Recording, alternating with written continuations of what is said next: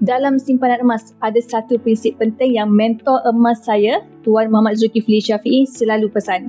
Fokus kepada pertambahan gram, bukan pada turun naik harga. Kenapa?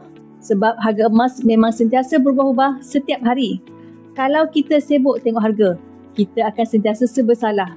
Bila harga naik, menyesal tak beli banyak. Bila harga turun, takut nak tambah simpanan.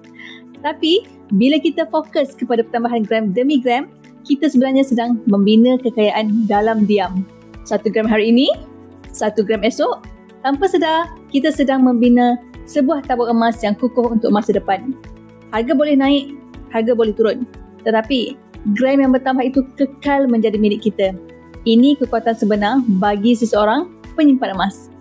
Jadi, teruskan menyimpan, tambah gram sedikit demi sedikit. Satu hari nanti, penyimpan emas yang konsisten inilah yang tersenyum paling lebar. Untuk dapatkan emas keluaran Public Gold, anda perlu bermula sebagai ahli berdaftar. Boleh rujuk pin video saya untuk 4 langkah mudah buka akaun emas dan saya akan bimbing anda tentang cara dan langkah-langkah simpanan emas yang berkesan dan terbaik untuk anda.